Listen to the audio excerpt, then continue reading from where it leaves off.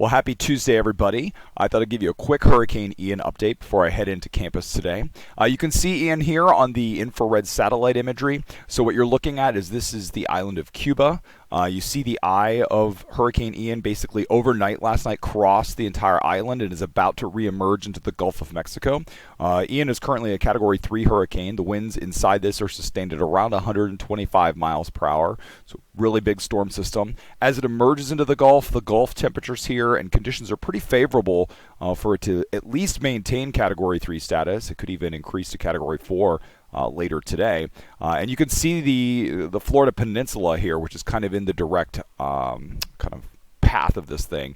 And I wanted to talk today about where it's kind of going to hit, where we think, and then ultimate impacts here across the Carolinas. So the model guidance has come into better agreement today. It shifts a little bit further east, further south, but somewhere between Tampa Bay and Fort Myers, Florida on the west coast is where it looks like the storm is going to make an impact sometime tomorrow. So in a day from now, it's going to be just offshore, and then sometime late Wednesday into Thursday, it's going to be making landfall on the west coast of Florida. And you can see most of the models have it moving northward across Florida, and then most of the models recurve this back in towards Georgia and South Carolina and move it over the Carolinas over the weekend, which would mean for us a large amount of rain. So the wind will be breezy, but it's going to move so slowly that by the time it gets here, the storm itself will be much weaker, but all the moisture that it's carrying will not go away. So this shows you one of the models. This is the European model from last night. You can see here comes Ian,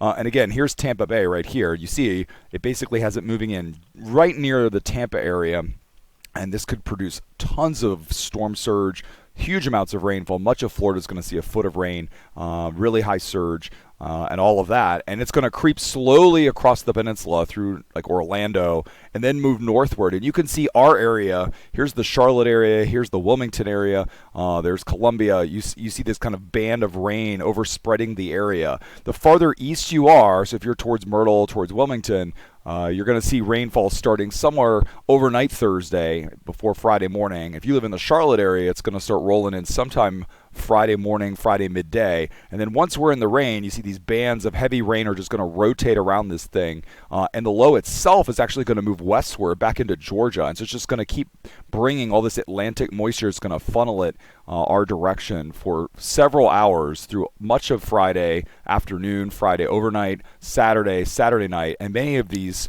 models have this storm just lingering here through Monday and through Tuesday with some scattered light precipitation. This shows you the GFS's model's prediction of how much rain we could see across the Carolinas. So if I step this forward through time, you can watch this rain from those rain bands kind of overspreading the area. And if I step this all the way through Monday afternoon, you can see much of the area sees somewhere between 3 and 6 inches of rain. Now, this is just one particular model, but what we can do is we can blend the models together and look at kind of an average model, and that's what this is. So if you do that, this kind of averages and smooths things out. You see it pretty much shows the same thing. So much of South Carolina, almost all of North Carolina, is forecast, at least at the current time, to see somewhere between 3 and 6 inches of rain.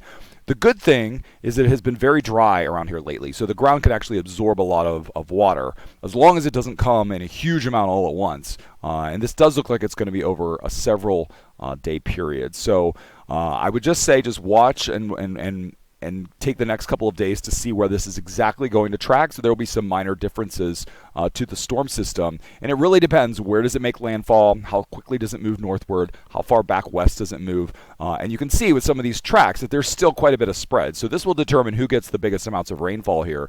But just be prepared for a very, very wet weekend around the Carolinas, potentially half a foot of rain. So I'll have another update as the storm gets a little bit closer to us and once things kind of get into a clearer picture. So enjoy your Tuesday, everybody. I will see you all later.